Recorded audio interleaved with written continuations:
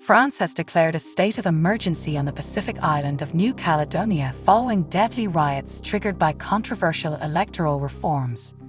The decree is in full effect, granting authorities sweeping powers to control the chaos that has erupted. The violence has tragically claimed the lives of 3 young indigenous Kanak and a police officer, intensifying the unrest that has gripped the island. The unrest stems from a new bill passed by French lawmakers on Tuesday, allowing French residents who have lived in New Caledonia for at least 10 years to vote in provincial elections. This move has sparked fears among local leaders that it will dilute the Kanak vote, undermining their political influence in their own land. Prime Minister Gabriel Attal addressed the nation, stating unequivocally, "No violence will be tolerated." He emphasized that the state of emergency would enable a robust response to restore order. In a dramatic escalation, Attal signed a decree extending the state of emergency for 12 days and announced the deployment of French soldiers to secure New Caledonia's main port and airport. The streets of Niue, the capital, have descended into chaos.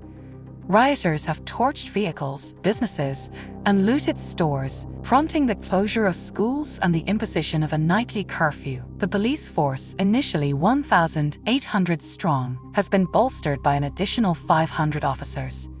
However, residents report that law enforcement is still outnumbered by the protesters. Eyewitness accounts paint a harrowing picture of the violence. Interior Minister Gerald Darmanin revealed that a 24-year-old police officer was fatally shot while attempting to communicate with residents. He took off his helmet to speak to them, and he was shot right in the head, Darmanin said, highlighting the perilous conditions faced by those trying to maintain peace. New Caledonia, a territory rich in nickel, is no stranger to conflict. The island, annexed by France in 1853, and designated as an overseas territory in 1946, has a long history of pro-independence movements. Economic disparities have only fueled the flames of discontent. Despite being the world's 3rd largest nickel producer, 1 in 5 residents lives below the poverty line.